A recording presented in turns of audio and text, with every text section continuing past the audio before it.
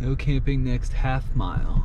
Luckily, we were able to find a campsite in the BLM camping area outside of Canyonlands National Park, and when we arrived, it was too dark to film, so I attempted to shoot the stars for the first time so you could see what our campsite looked like.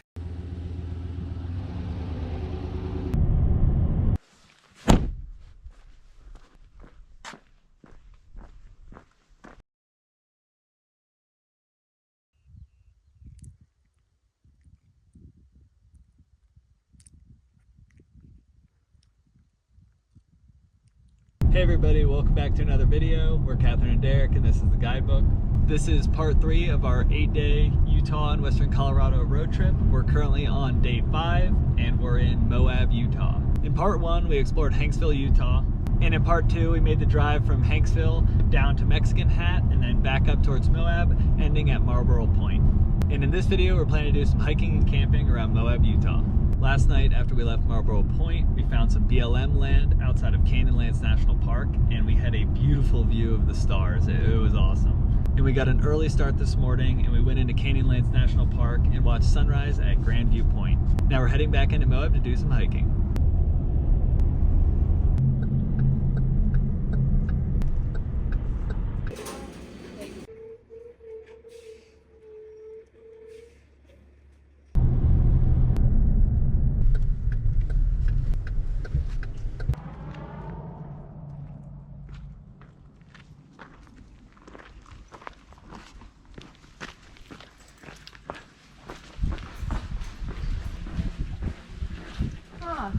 There's the trail.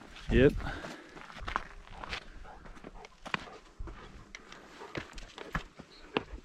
Our first hike of the day is the Jeep Arch Trail, which is about 3.5 miles round trip with about 1,000 feet of elevation gain, and this is an out and back trail. One thing that's really nice about these trails on Slick Rock and Moab is they'll paint these little stripes on the trail for you to follow, so it's a lot easier to stay on trail.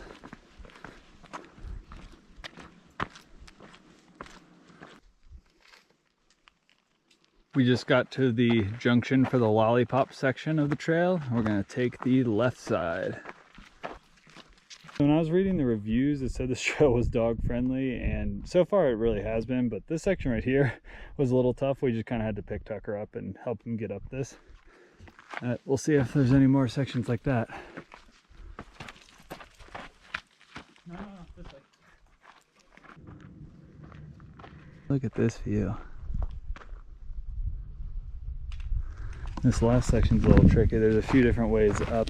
The man that we were just talking to said you need to come over here, or you just kind of anywhere along here, just try to find your best spot.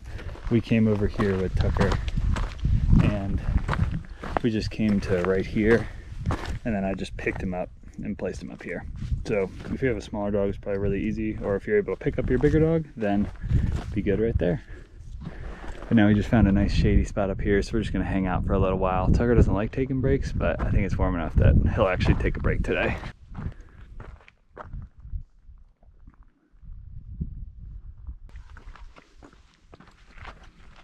I think we have to go up through that arch, so that might get kind of interesting. Come on, buddy.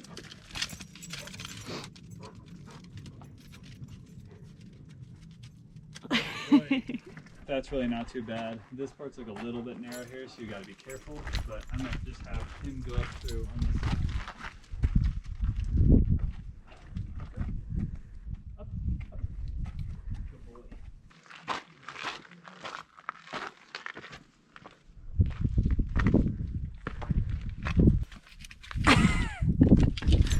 He does not want to be picked up.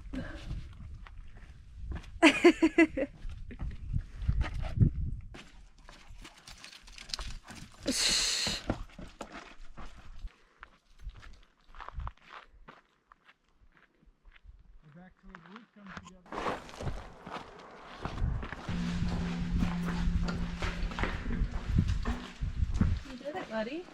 Okay, see you guys in a little bit.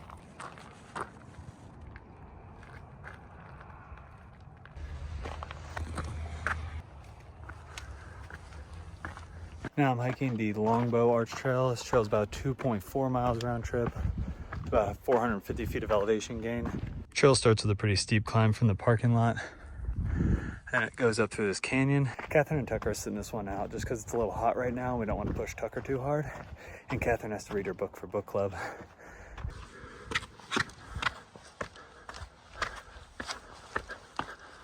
This part right here might be a little difficult for dogs though. Doesn't look terrible, but they'd probably have to be picked up over this. His trail is actually really easy to follow. I was worried that the sandy sections would be really hard and I'd get off trail a bunch, but let me show you here. The trail is very well defined on all these sandy areas. There aren't a ton of little side trails going off. It's really easy to stay on trail, even when there aren't the blazes. And when you're on the slick rock, there's those nice green blazes that show you exactly where to go. Just rounded this corner and now you can see the arch.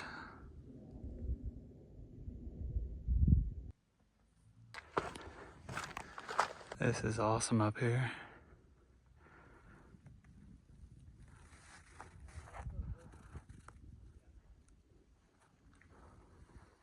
What a cool arch.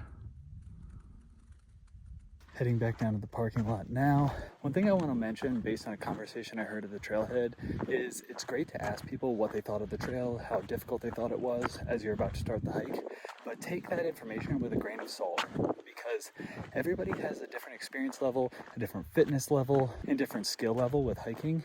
And I heard somebody at the trailhead saying this was the hardest hike they've ever done. It was so difficult. It felt so long, all this stuff. And the family that was talking to them ended up turning around and deciding not to do the hike. Now, if they would ask me, I would have said, oh, the trail is super easy. It's not bad at all. It's just a little hot and it's pretty exposed. So, you know, have sun protection and bring plenty of water. That being said though, I hike all the time and I have a higher skill level with hiking and I don't know their skill level with hiking. So it's hard really to make recommendations. That's why when I post trails or things like that, I generally don't say, oh, this trail is easy or this trail is hard because everybody has a different experience level. So make sure when you're coming to hike a trail, you do your research, you determine what is inside of your experience and skill and fitness level, and don't let somebody else turn you off to the hike just because they thought it was hard. And on the flip side, you got to be careful if someone says a trail is super easy, but you're not as experienced as they are. I just wanted to put that out there because I don't want people to not hike a trail just because someone before them said, oh, this was the hardest thing I've ever done, when it really, in reality, might not be that bad.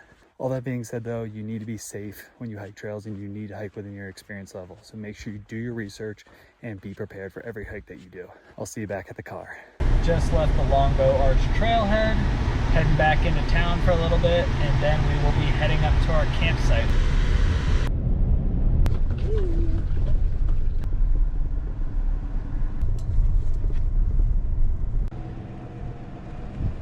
Camping here is only allowed in designated sites, and you're not allowed to collect firewood.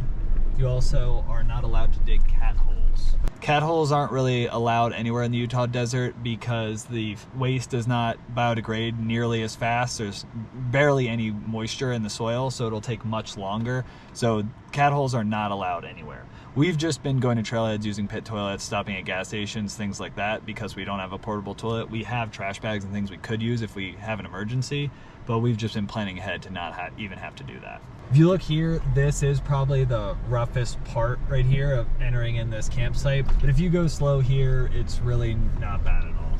I'm still in two-wheel drive. We're just kind of slowly crawling up over this. No problem. I just wanted to show what the markers for these designated dispersed campsites look like. Each site that you're allowed to camp in will have one of these. If it doesn't have something like that, you can't camp there. And there's a few sites back here. There's the one we're at, 2, 3, 4, and then I think that's more of like a group campsite or a tent campsite up that way, but I'm not entirely sure. I wanted to kind of show you the size of our campsite here. It looks like you could even have 2 vehicles. You could have one here, and one over where we are. We have quite a bit of space here, and the other sites are equally as big, if not bigger. That site over there is huge. The site's about the same size as ours, and I think about the same size as ours. But yeah, this is a cool area to camp, and you have these beautiful views right behind you of Courthouse Rock. It's kind of early, but we're both very hungry, so we're gonna make some dinner and then just kind of hang out for the night. Just wanted to give you kind of a bird's eye view of this campground. As you can see there, that's the road coming in. and then it veers off here. And then as you get to the campsites, there's 1, 2, 3, and then 4 where we are, 5, then it looks like 6, and then there's a big turnaround over there. And this is just a beautiful area up here. Also, I forgot to mention, if you see where those wooden posts are, it looks like a fence. I think that's a tent camping area, so you can park right in front of that, and then you walk back there, and I think there are some tent sites. We've had a really nice, relaxing night just hanging out at camp. We made some dinner, and now we've just been kind of chilling, sitting in our chairs, watching the sunset. And we will see you tomorrow. We have 2 awesome hikes planned, and then another really cool campsite. Good morning. It is day 7 of our 8-day Utah and Western Colorado road trip. And I'm just taking Tucker for a quick walk this morning so he can go to the bathroom. And now that I have actually walked further over here, I'm seeing that there's an additional campsite right here. And the marker is right by this tree right here. Previously, I thought this was just a parking area for additional cars, but it looks like there is one more additional campsite right there. What a beautiful morning. We're gonna have a little breakfast scramble this morning, and then we're gonna head into Moab to refill on our water and then head to our first hike.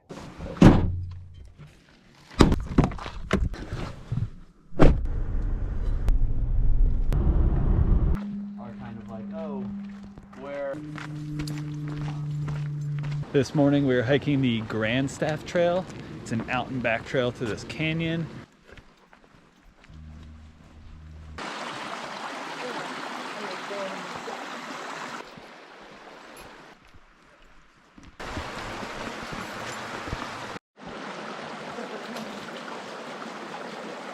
You want me to grab you?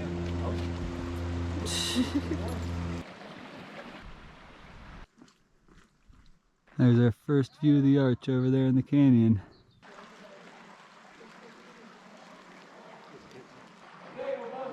It's so cool. We just hung out for a little while under Morning Glory Arch, and now we're heading back to the car. We'll probably make some lunch in the parking lot before heading off to our next hike. We were trying to get Tucker to come up through here, but he just decided he's just gonna jump from here, which, for reference, is like up to my ribs. And she's 5'7". And he just, no problem. Yeah, he just jumped up all by himself all the way up here. Derek and I were very surprised. Yeah. But also very proud.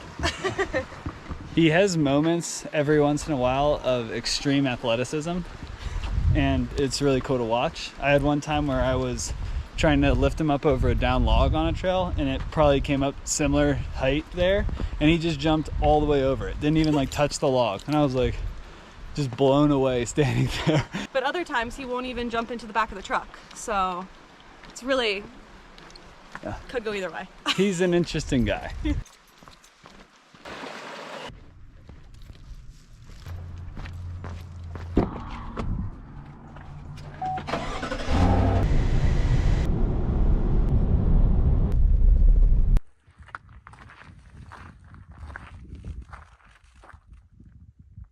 Just got to the Fisher Towers trailhead, and after looking at this, it doesn't look like Tucker will be able to make it past 1.5 miles, and it's really hot, and there's a lot of exposure on this hike. There's really no shade, so we're thinking Catherine and Tucker are just going to stay here, and I'm honestly probably just going to go hike in a little bit just to kind of see the views and then come back out. It's really hot today, and I don't want to leave Catherine and Tucker at the car for too long.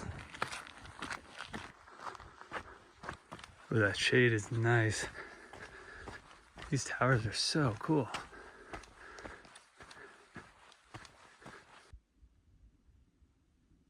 These views are beautiful in every direction.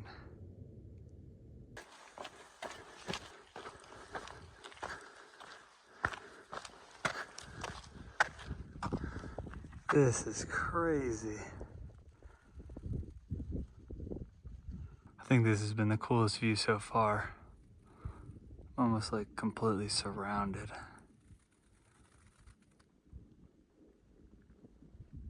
That last view I just showed you was just about a mile into the trail, and now I'm turning around and heading back to the parking lot. I just wanted to check this trail out quick. I wasn't really planning on hiking too much of it since Catherine and Tucker are waiting at the car, and this trail looks really cool, so I want Catherine to be able to experience it too. So we will definitely be back to Moab another time, and we'll plan to hike it around sunrise or something like that, so we can get it when it's not too hot out. That being said, the views about a mile in are amazing, and the views from the parking lot are beautiful too. We are making our way over towards Fruta now, and we are going to stop and camp at a place called Rabbit Valley Overlook. It should be about 30 minutes outside of Fruta. We're a few minutes away from that camping area now, and we're gonna arrive there at around 3:30. We were kind of talking about our options because this camping area was really just picked to be a stopover point for our backpacking trip tomorrow night. So we've kind of been talking, since we'd be arriving at this camp so early, and we're only about a half hour from the trailhead for the backpacking trip, we might just cut out this camping night and go straight to the trailhead and backpack into Rattlesnake Arches. We're still gonna go check out this camping area so you all can see it.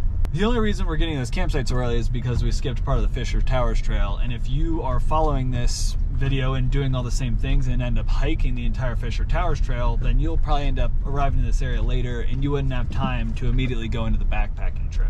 So we wanted to still show you this camping area so you can still get an idea for the campground in case you want to do this exact itinerary as well.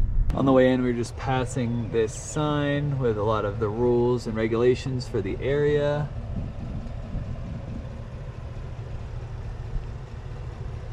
So far this road isn't too bad. It's kind of rutted out and it looks like some people might have come up here when it was really muddy.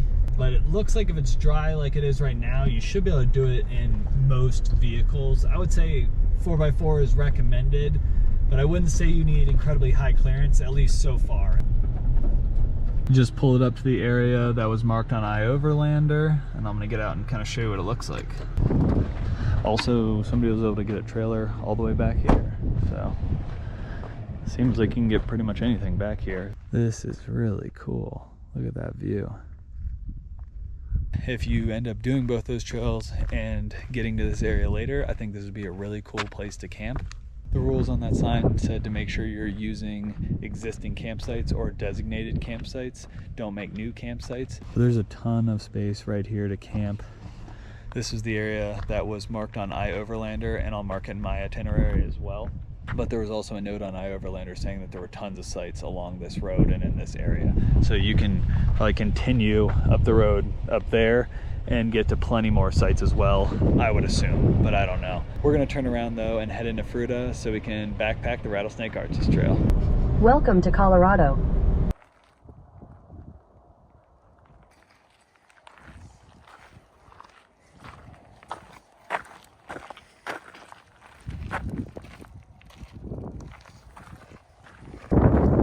This is an out and back trail that is 14 miles round trip with about 2,500 feet of elevation, and there should be some beautiful arches near the end of this trail. The weather is looking a little iffy in that direction, but we checked the weather and it looks like we should be all good. So we're gonna keep our fingers crossed so we don't get rained on.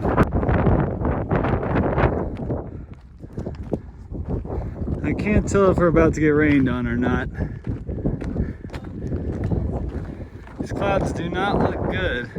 So we went up a little bit further and it's getting super windy. Of course now the wind stopped, but it was getting crazy windy and this looks like it's moving towards us. And we just checked the weather app again, and now it's up from like a 6% chance to a 35% chance of rain.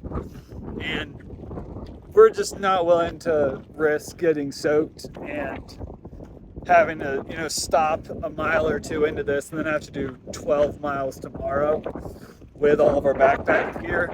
At that point, it'd be better just to go back to the car and then day hike it tomorrow. This storm is definitely moving in on us quick, and it doesn't look like it's gonna be a short one. I'm glad we made the decision to head back to the car.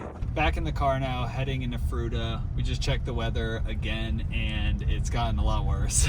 It's definitely gonna rain now, and it's gonna rain for a while. We also checked for the next couple of days, and it looks like the forecast is just getting worse in general. So we made the decision to pack it in, get back in the car, and we're gonna head into Fruta and try to find some good service and make a plan.